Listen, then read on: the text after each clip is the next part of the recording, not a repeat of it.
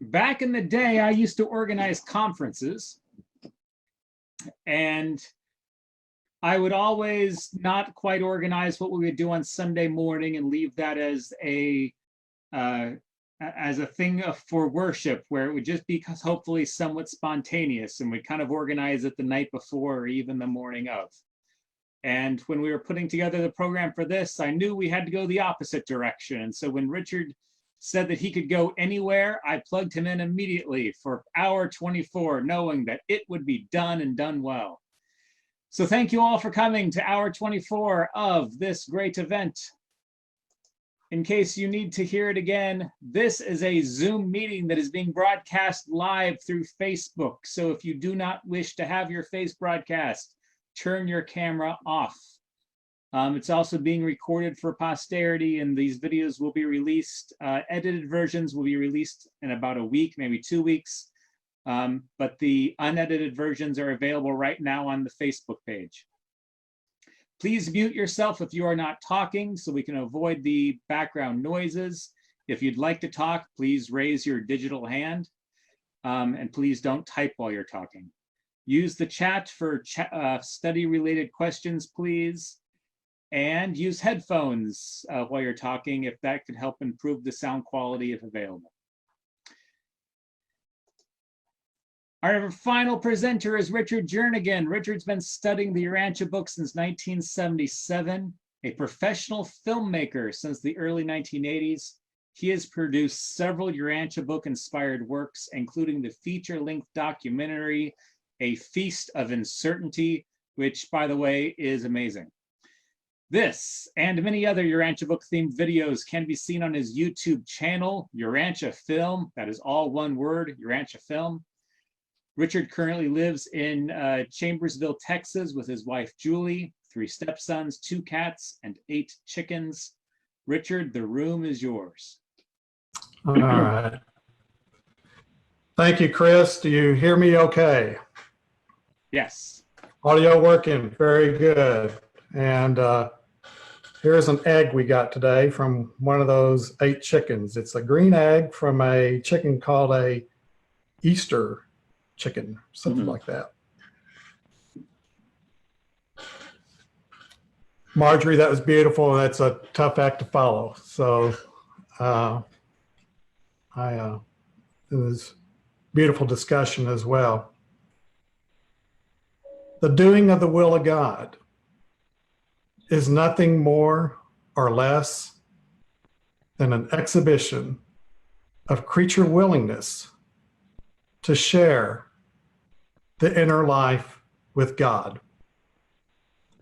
The very same God who makes such an inner life of meaning value possible.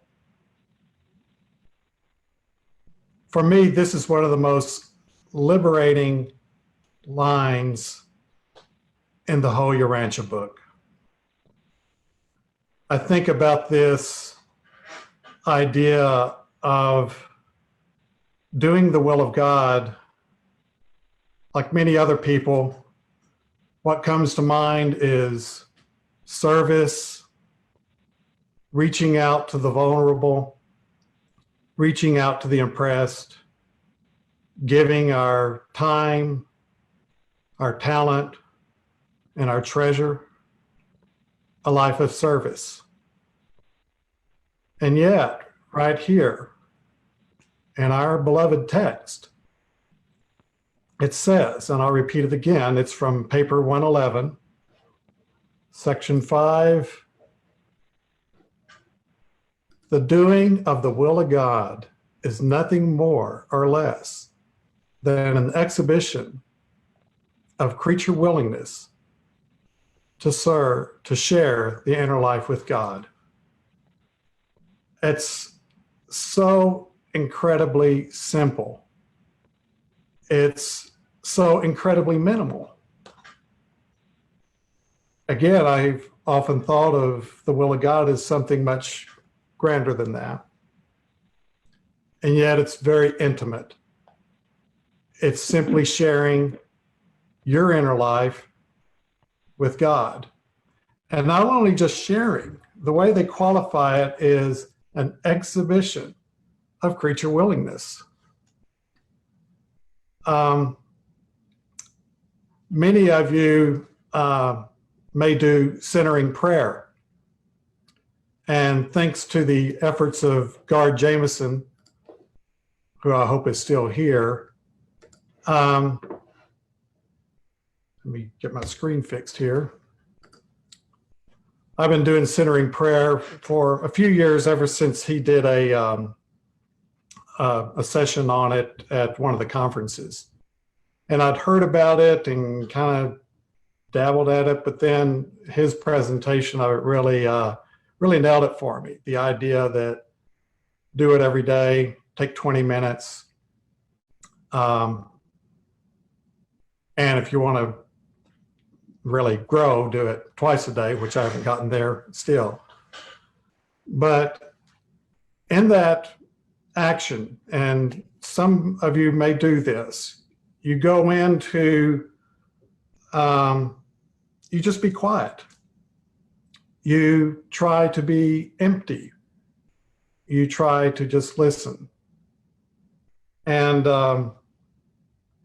I use, when I've read about centering prayer, all the writers always point back to a text written in the 14th century by an anonymous monk. Some scholars even think it might have been a nun. And it's called The Cloud of Unknowing.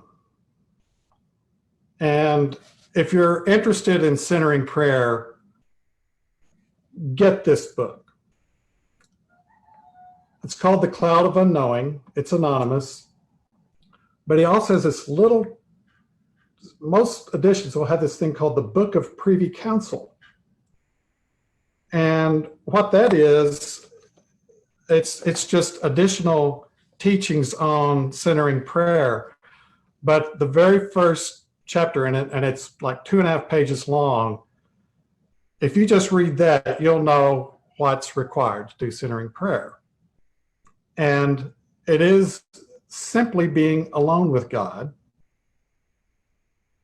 trying to block out your thoughts, just being. And he uses a term in here, or he or she, a naked intent reaching out toward God. So that's a way that I've looked at sharing the inner life of God. And it is a way. There are certainly many ways. But we all know that the Urantia book does not ascribe to an idea that we just be ascetics and that we be just contemplatives. There is an entire place of growth through a life of service. And so in talking about sharing the inner life with God as being part of the will of God, it's a beginning.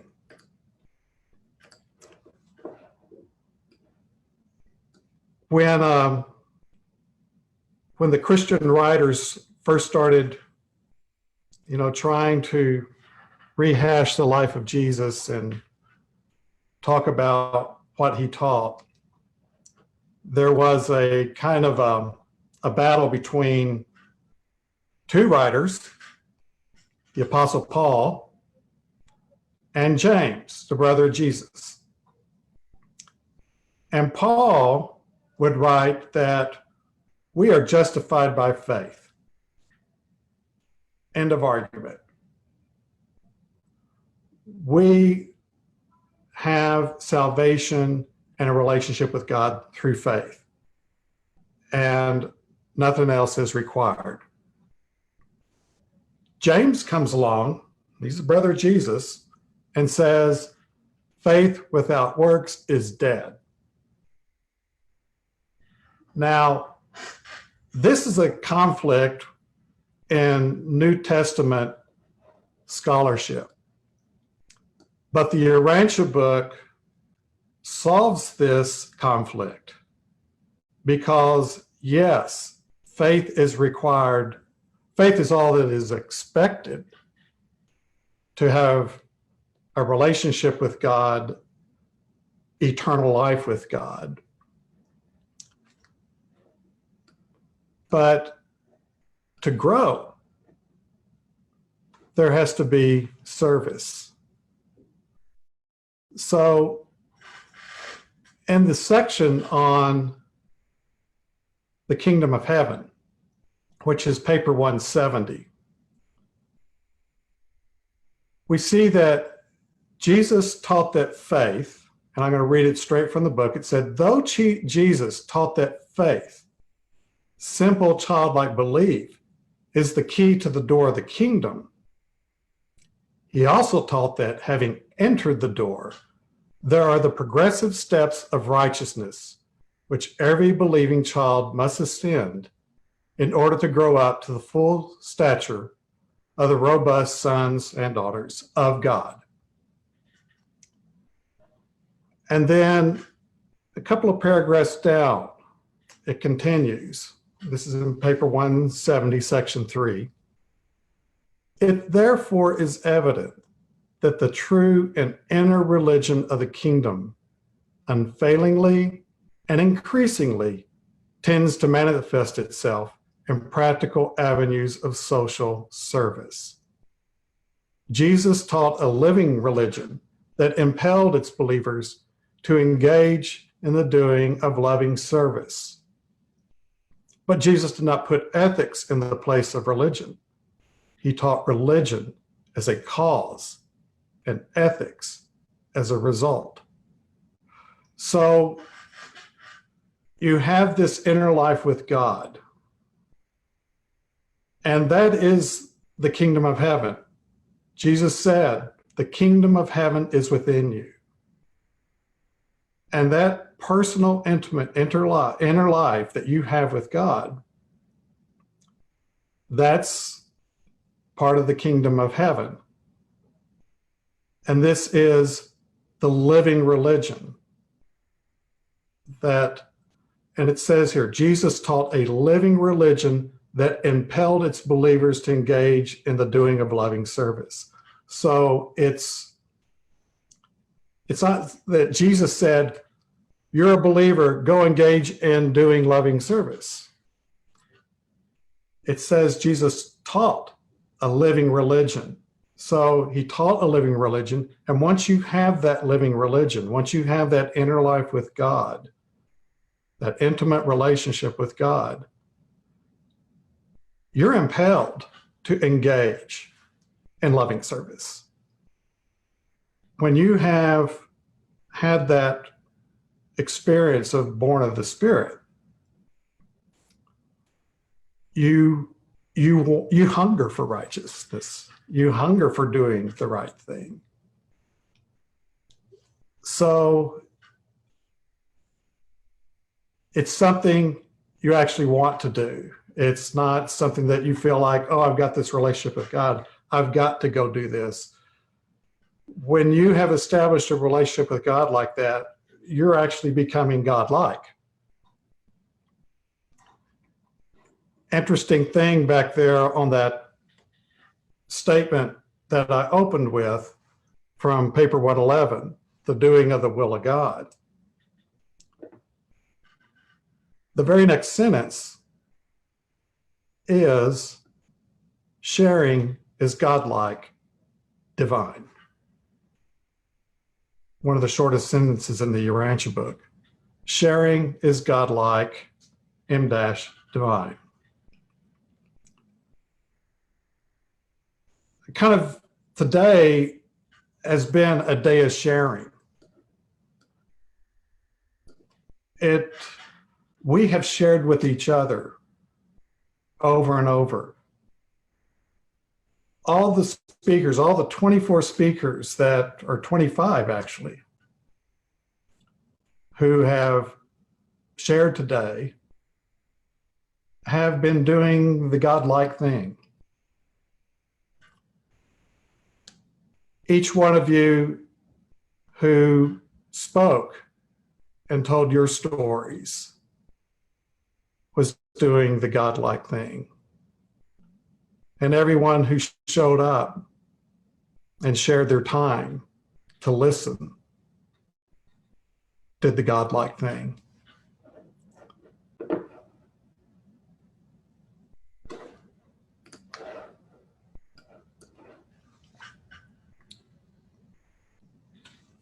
I want to go back to that opening message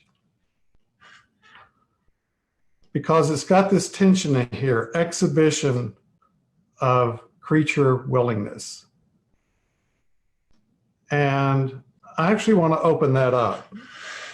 And I want to have a few questions here that I would like to put out to the group to see what your thoughts are on what is an exhibition of creature willingness, because that's all that's required. It's not even, years ago, I was at Techni Towers and we were talking about the will of God, and I said the will of God is sharing the inner life of God. And Carol Kostick, who's not here, I wish she was because I wanted to give her a shout out, she said, no, Richard, it is an exhibition of creature willingness. And she apologized, said, I didn't mean to call you on that. I says, no.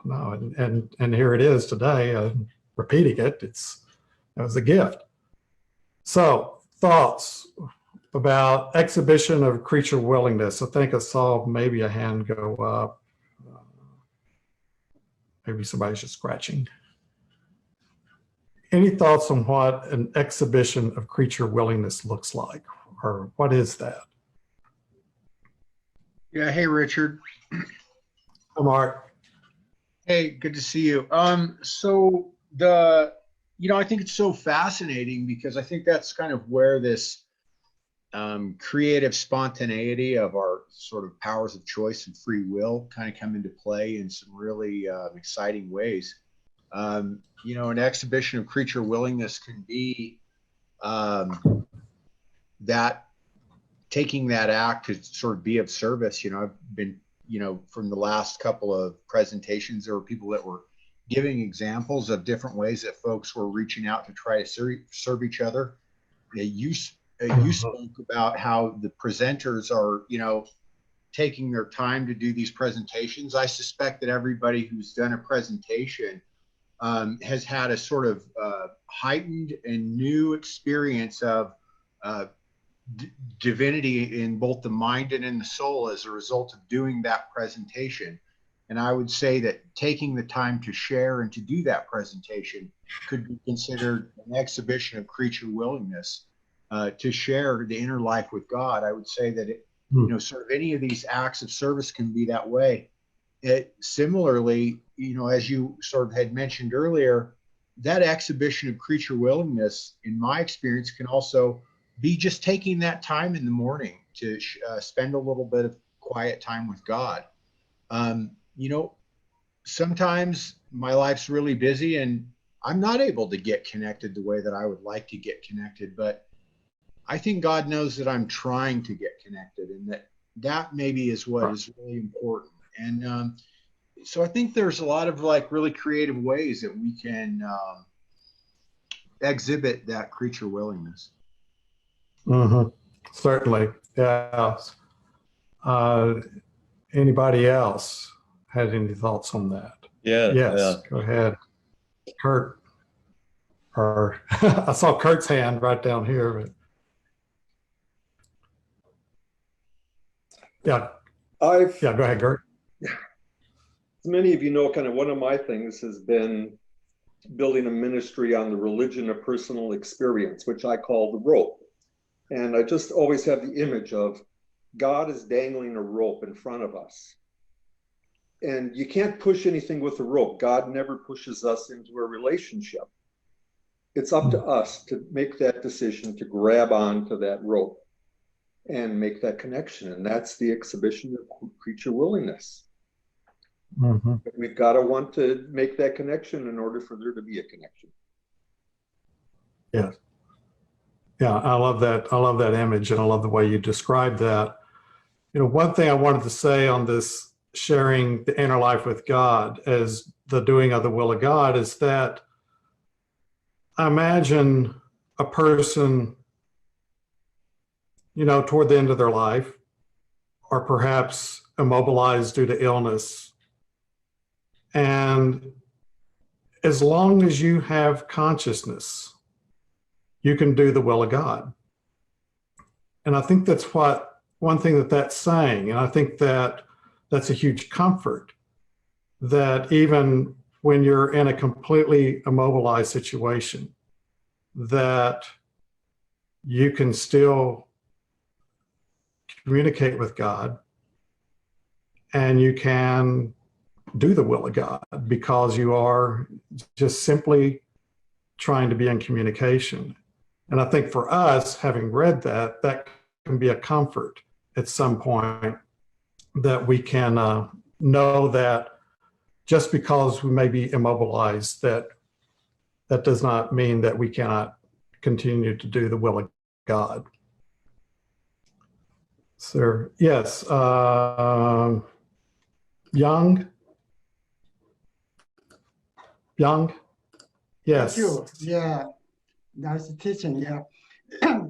Actually, I'm participating this the conference from South Korea. Yeah, far away from Oh, your gosh. country. Okay.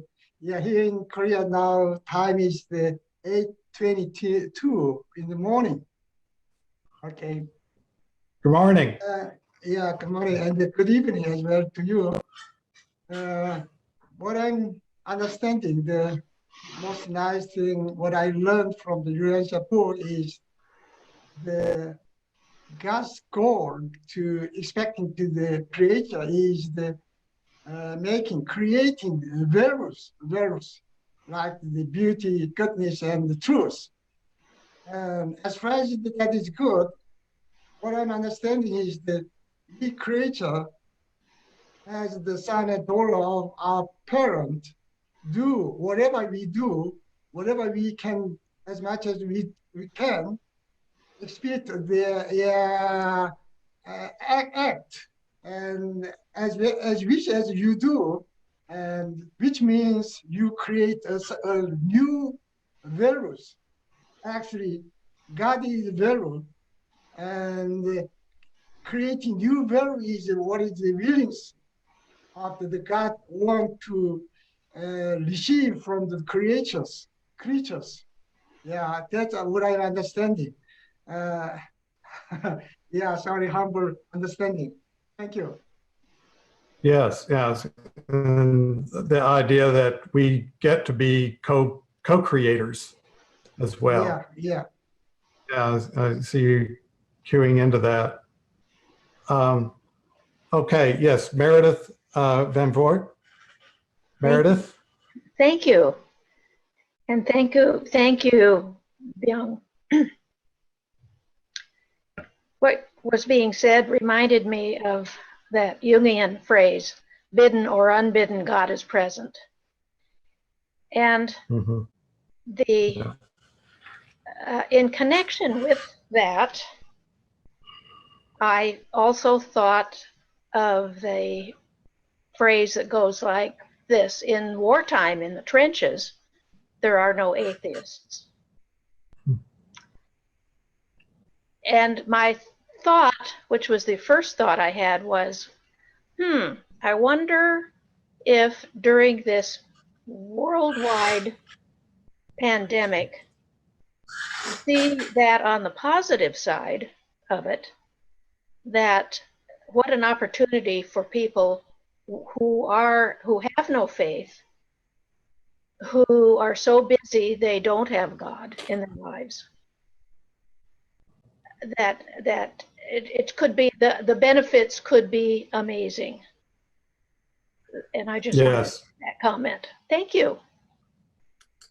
Well, and the book talks about one of the things we can do is sharing our religious life with others, sharing your inner life with others. That's part of religious growth. or spiritual growth. I think it's in one of those papers, around paper 100, somewhere in there.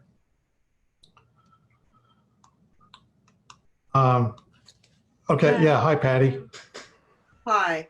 I feel like the willingness to share the inner life with God is sometimes lost in our busy lives. This time of confinement is forcing us to take some time. But once it's over and life returns to its busy pace, I really don't think it's too much to ask for 5 minutes. That's not long until you try to do it. We all have cell phones. They have a little timer in them. Guard used a gong, and he can do the 10 or 20 minutes every day. The rest of us, maybe 1 minute, 2, 5. But if we set a timer and consciously give that time to put our mind under the direction of the Holy Spirit, we will be able to follow him. If we need a word during the day, he will supply it. If we need a thought, he will give it to us. Yeah. If he wants us to take just a still and quiet moment, he'll direct us that way. Ask and it shall be given you. We need to give God just that little time. It's not much. You know, something else that comes up, but I want to actually hear from Diane. So Diane, go ahead, please. And unmute. There you go. Okay. Yeah, I think you may be talking to me, Dana, missing an eye there. Well, Diane raised her hand, but she's okay. muted. It looks like she's okay. There was a pause, so I didn't hear her. Yeah, well, I'm not hearing Diane. Does anybody else hear Diane? Sorry, Diane, I can't hear you. I think we had a problem earlier too. Yes. Yeah, I'm sorry. You write it and hold it up. Richard, there are like 3 people that raise their hands. Sorry. Dana, go ahead. Yeah, thanks. Yeah, I've always loved that quote, and especially that phrase that you're highlighting, exhibition of creature willingness, because it just removes any possibility that I'm failing. You know, I do, the meditation every morning and for many years, and when you sit down, it's easy to go, am I doing this right? Am I really making contact? But what I know for certain is I'm expressing my willingness. I'm exhibiting a willingness to be with God. And so that's such a mercy to me, that phrase, because it just wipes away any possibility that I'm failing to do that. All I have to do is say, I'm willing. And then I know, because I've been told that's all it takes. I just have to be willing. And you called it minimalist. I think that's so beautiful.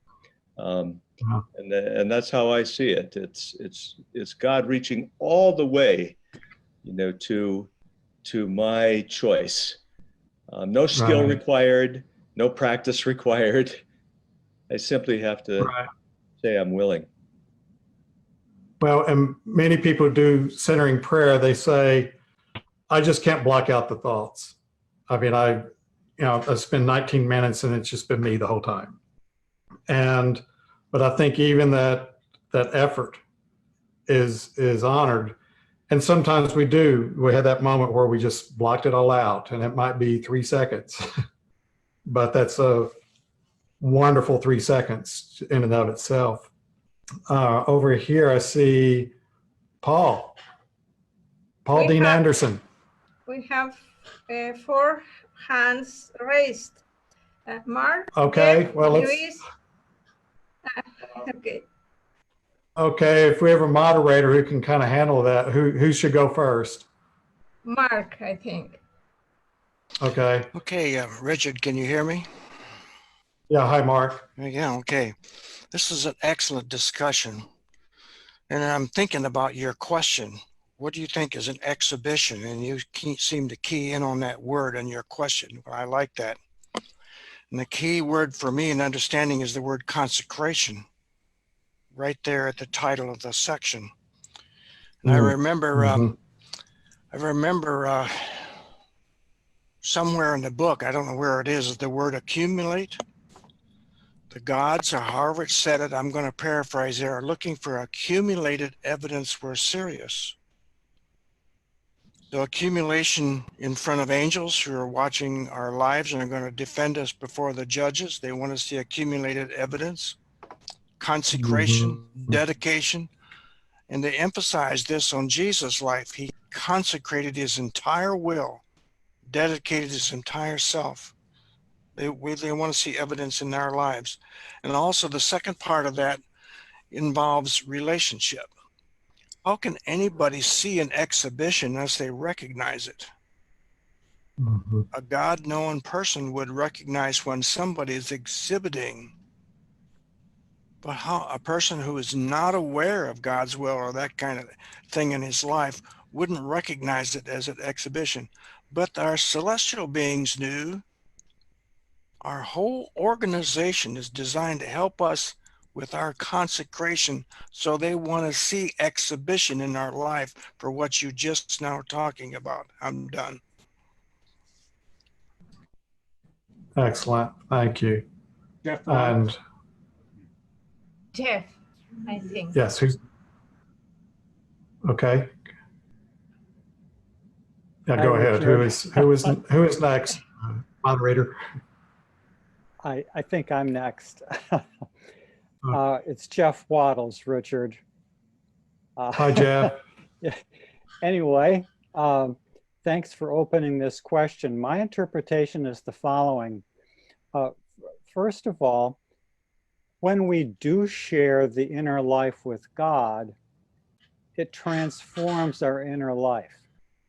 We're exposing ourselves to that intimate and personal relationship of the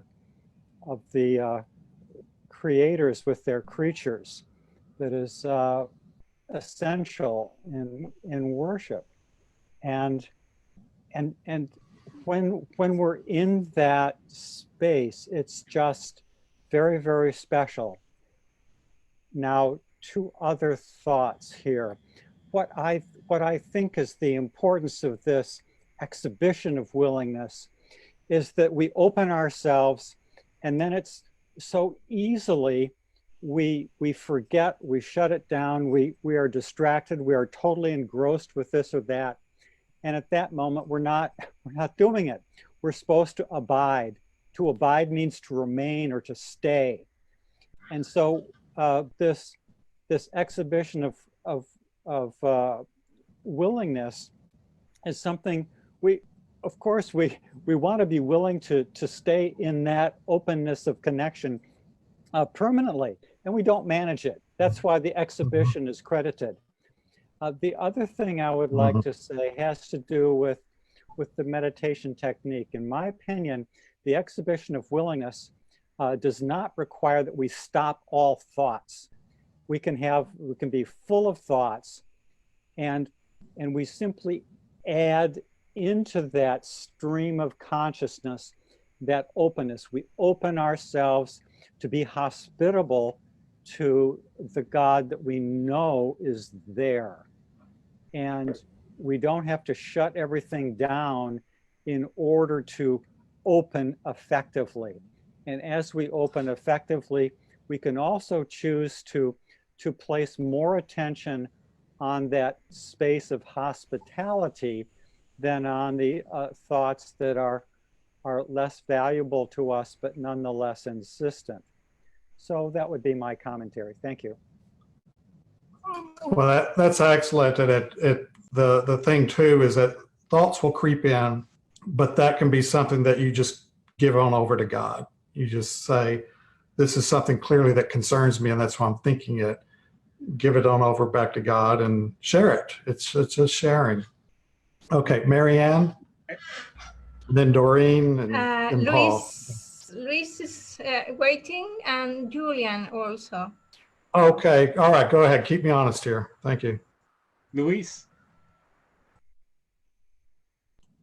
That was a long wait. Luis? No, it doesn't matter. I'm joking. Good to see you, Richard. Luis. And thank you for opening this for discussion.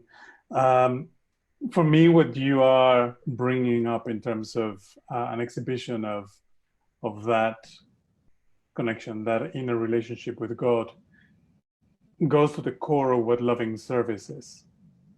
Because for me, it has a direct relationship with making a conscious moral decision to delay gratification for the sake of a greater purpose, a greater goal, which is to be of service to God, which is to do God's will, which is to extend unselfish loving service to other people. And for me, that requires that we delay that gratification, that aspect that is bringing those thoughts to my mind in centering prayer. I also had the opportunity to take a centering prayer course or number of sessions with GARD. Requires that we actually make that conscious decision of pushing aside our emotions, pushing aside all the other distractions that are keeping us from really focusing on what is that relationship and that ultimate call for loving service. And so is building that new habit that calls for that conscious moral decision that will lead us into loving service to others. Excellent, Luis. Thank you. Julian McGarry is the last digital hand. Okay. Okay, and then we'll, all right. Hello, Richard. Can you hear me okay? Yes. Thanks, Richard. It's an excellent subject. Just a quick comment, Richard. I think it's important to understand that the Father wants friendship with us. If you think about a friendship, we tend to naturally share with those who we consider to be our friends, particularly our close friends, or our partners, or if we have a loving Father, we naturally want to share. We naturally want to talk about our lives, and we tend to be very spontaneous with our thoughts and sharing those thoughts. I think it's only when we have that very sort of formal sense of who God is, that God is something distant, or God is aloof, or God requires formalism, that we find it hard to share. But when I think God wants us to be authentic. He wants us to be real. And so I agree with Jeff about not having to shut thoughts out. I think sometimes I just share thoughts that are coming randomly to me and ask God what he thinks about those things. And so it's like having him there right beside you. And I think the book says we need to be conscious of the continuous presence of God in our lives. That God is always there, and we can talk to him without any sense of having to be formal about it. So I hope that helps a bit. Thanks, Richard. Right, that's sort of like the pray without ceasing kind of mentality. Marianne and Doreen. Okay, Marianne. Marion, the Urantia book calls worship super thinking. Yeah. And it takes place in the soul. If you do your prayers, like Julian was saying, discuss your things, that's one stage that can set the stage for the deeper state of worship. If you surrender and let your thought adjuster conduct the worship, he's the conductor. You're going to listen to the conductor. And it has to do with the release of the pineal and the pituitary gland chemicals. we are so electrochemically controlled that it's very hard for the thought adjuster to get through to us. So if you can start to feel, it's a feeling experience, feel the release of these chemicals, give the adjuster permission to release these chemicals. It will change you chemically and make the reception of the thought adjuster's presence much, much stronger for you to feel it. That's what's worked for me. And I think women, because we're more intuitive, have a little bit easier time. Although I know Jeff and I have worshiped together, and Jeff gets this. He feels these chemicals also. So just try and work with that on a physical level. Why don't you put on the message, put down the names of those two chemicals on the message. I'm very curious about that. If you would, put that in the message. The pituitary gland. Yeah. Doreen. What your book talks about. Yes, thank you. Okay. You look great, Richard. I hardly recognize you. Nevertheless, you do too.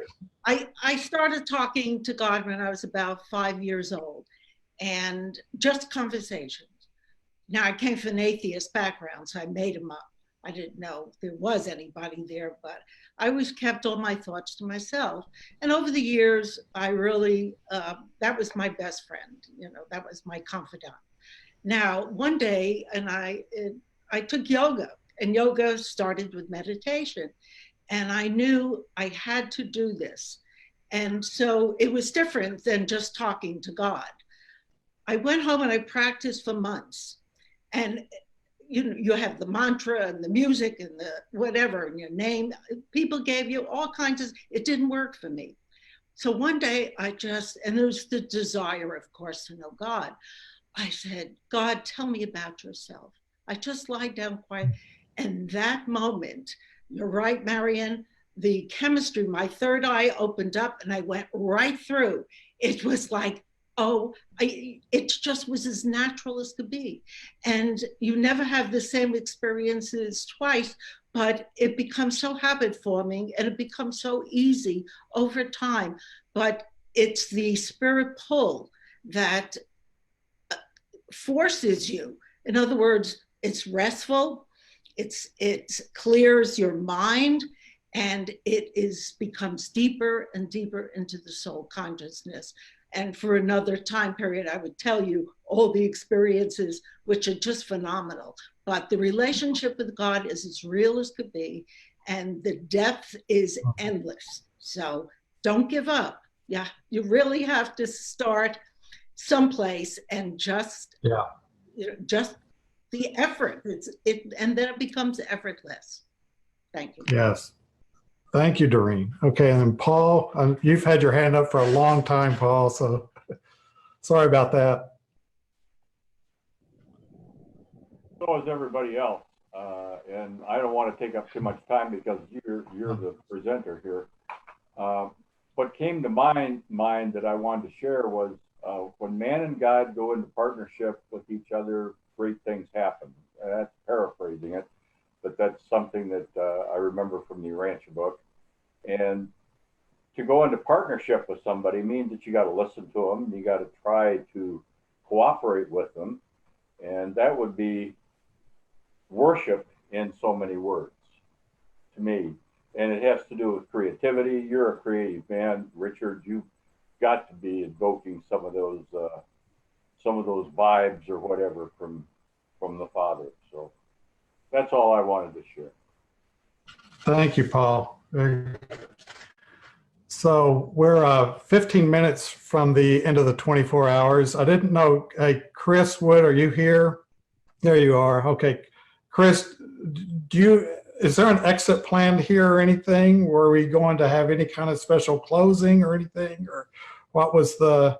Oh, my plan was to sincerely thank the 3 people who showed up. So yes, the plan is out the door. Yeah. Okay. So we got more. I just want to make sure that you didn't need that last 10 minutes or something like that. Nope. Okay. Very good. Well, we've actually spent quite a bit of time on one question, and I had a couple more. So I want to put a couple more questions out there. I can find my document, and there it is. And actually, I think you all have answered them. I'll just kind of read them off, and if there's something that jumps out at you, then do it, but I'll go ahead and read the others. What happens when a person shares his, her inner life? What has been your experience with sharing the inner life? Does this concept of doing the will of God surprise you? And why do you think the inner life is given such preeminence in this passage, and then also in the Gospel of the Kingdom area as well? So were there any other thoughts people wanted to share? I think Ralph is waving at you, Richard. Okay, I'm only seeing Yeah. grid Okay. here, so. Yeah, I may be behind you, Richard. There you are, Ralph. Okay. You see me? Okay. Click over. Yeah, one thing that I've been discovering over the last few years by just my own personal experience is based on, excuse me, based on what the book tells us about the superconscious level of the mind. There's about 7 references, and they all consistently refer to the area, actually the supermind, the superconscious, as opposed to the concept of the subconscious, which we all know about. We all know about the subconscious that takes care of our blood pressure and our heart rate and our body temperature and our renal function, you know, all those bodily functions that occur seemingly from our conscious point of view just occur automatically. Obviously, they don't really. They're all very closely controlled by the lower mind centers, the most lower brain areas, the brain stem and so forth. However, the book says that just as there's a subconscious region, there's also the superconscious region. And clearly that is where the thought adjuster works. That is the part of the mind. It's not really brain, it's mind. That the thought adjuster is functions. And I'll just throw this out, but I believe that we can, when we choose, when we decide we really want to do this, we can reach up into the superconscious region. We can, I think, consciously develop a sense of being there, and clearly, it seems one makes contact with a super mindal process or power or energy, which I think is a reflection of the activity of the thought adjuster. And I believe that that's a definite possibility open to us, and I find it very helpful. I find that it seems to me to open up clear thinking and insights that I don't find elsewhere or don't actually experience elsewhere. And I believe that the superconscious mind is what should I say, is a resource or is a possible source of spiritual energy and insights. Ralph, thank you. I mean, it's such a rich spiritual environment around us with the spirit of truth and the thought adjuster and the adjective mind spirits and the cosmic mind. It's so rich. Jay, I saw your hand up right next to Ralph. Jay. Well, Good to see you. yes. Earlier today, I led a study group on the seraphim, and I don't know why it's taken me all these years to kind of make this connection so strongly. But so the seraphim, we're talking about the inner guidance. The seraphim are like our outer guidance, the first, but they don't invade our they don't invade our minds. They don't directly communicate with the thought adjusters as far as they can tell. The celestial, our unseen friends can tell, but they are somehow coordinated with them. But it's important. But consider that your guardian. So you have your mind and the adjuster and the sort of the child of that of your life and your experience with the inner experience with God, but also your outer experience with the world is your soul. It's the guardian seraphim that is the keeper of your soul after you die. So what I'm saying is, in all of your spiritual practices, don't forget the seraphim who are around us, because that's the world we're living in. Mm-hmm. Yeah. We've got Dana. Nothing but good can come from knowing them. Yeah. And loving them. Jeannie, did I see your hand up? We have 4 hands raised. Okay. Dana, Mo, Rick, and Kurt, in that order. Okay. All right. Briefly, please, briefly, because we are reaching our limits. Yes, we are. Okay, go ahead. Thank you, Jeannie. Who was it? Was it Dana or? Okay. Yeah. Okay. Yeah, I think that phrase that we're looking at is so dense, and the end of it is the same God that made such an inner life possible. And to me, persons are who can do this thing. Because we're persons, we can enter into the inner lives of each other, not just us and God, but us and each other.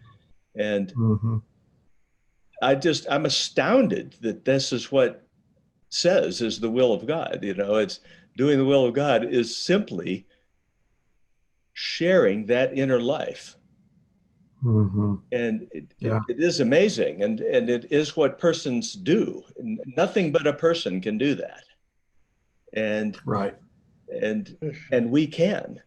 And that's what apparently God wants to do with us. He wants us to enter into his personhood and to enter into ours. And I find it astounding. It's beautiful, incredibly beautiful, but it's astounding that is what doing the will of God is, simply sharing that inner space. Exactly. Jeannie, who's next? Mo, please, go ahead. Okay, hi, Mo. Mo, you're up. Thank you. Richard, you talked about sharing, and I just got to say, I'm so inspired by John Hales. John has a church group that he's been involved with for a long time now. And because of his work with the group and love and friendship that he's developed over, 5, 6, 7 years, he's been able to share his inner life with people.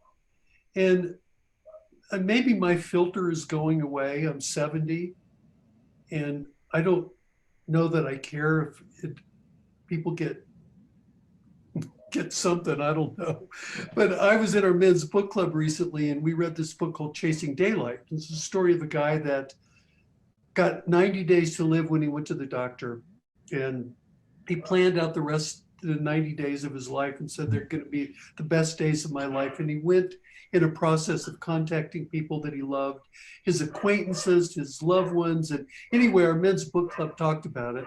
And someone in the book club said, well, how many people here believe in God? And of course, like I've always done in that group, I put my hand up and we started talking. And, I realized in that group that my willingness to say I believe in God and have a testimonial to friends, and there was a number of people in there said they don't believe in God or they weren't sure at all about God. And it just felt really good that I could be honest without beating them over the head, being sensitive to them, but also being very clear about my love of God. And as I said, it's not that I've spent time with God once, it's been thousands of times. Mm-hmm. Also, and I'm not trying to do a plug here, but I've been giving the untold story away to a bunch of my Christian friends, and their response has been really surprising. So anyway, the sharing thing, tact and charm and tolerance and all of that. But if you're John Hales, he'll go at it for years and he'll make a huge difference in his church group. And that's inspiring. Sure. Yeah. And it's not sharing the Urantia book, it's sharing that your love and belief in God. Simple. Mm-hmm. Who was next, Jeannie? Rick and Susan, please. Thank you. Yeah. Thanks, Richard. I think the idea of sharing the inner life to me means that, our spiritual life is what's real.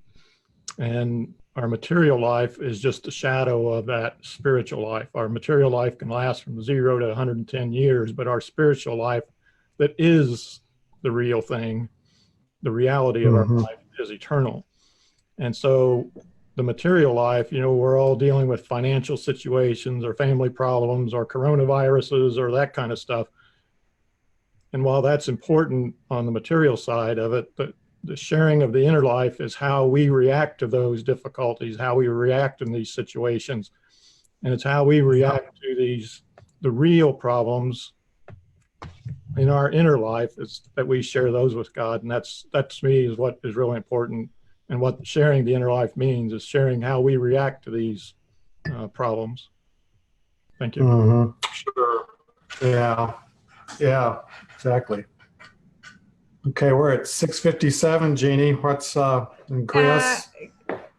Kurt, you want to say something very, very short, please? Yes. Okay. I've been a failed meditator, but I found that when I fail to really be able to silence my monkey mind and get into my silence, that if I just tell God, I can't do this right now, but I want you to know that I want to share my inner life with you, that it makes all the difference. It makes it succeed, even though I can't do it. Yeah. Beautiful. Sure. Beautiful. Well, And that is heard. Yeah. Okay. So, all right. So do we have anybody that would volunteer to close this out with prayer? Do we have a volunteer? I was thinking of Jeffrey Waddles, but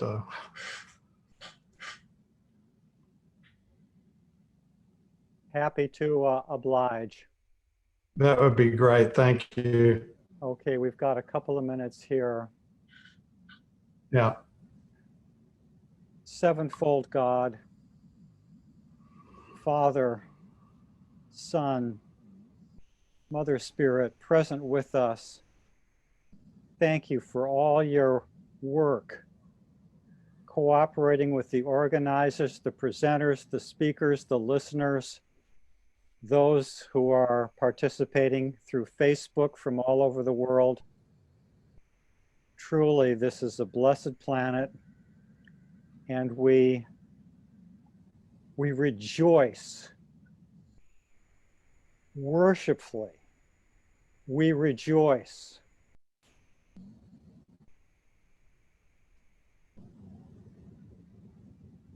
Our prayers go forth for Danielle and all the others who have shared difficulties and mentioned some of the things they've seen. Doreen also comes to mind in this regard. Guards' observation about shelves empty. As this conference closes, in some sense, we go back to that realm, but we go back differently. We go back with a new expression, thank you, Richard, of willingness to share what we have experienced here together with you. Thank you for everything that you creators in your presence within us have done. Thank you. Thank you. Until we are together again. Amen. Amen. Amen. Beautiful. Thank you. All right. All right, Chris, take it. Thank you very much. Thank you all for coming. Thank you. This event has really just been an extension of the webinar series that's been happening for years that Jeannie has been organizing in at least 3 languages that happen nearly every week. So every Saturday, there's a webinar or 2 or 3 just like this, often expanded to 2 hours per presenter. So keep looking at our events, keep checking your emails. There will be updates for this series. And we, 2 weeks ago, I thought I'd be watching basketball tonight at a sports bar somewhere. So this, who knows what life will be like a week from now or 2 weeks from now. We might all just be right back here. Who knows? Thank you very much. Thank you very much, everyone. Thank God you. bless you all. Virtual hugs and kisses to Thank you. everyone. Thank you. Thank you, Yes. everybody. Oh, Judy, hi.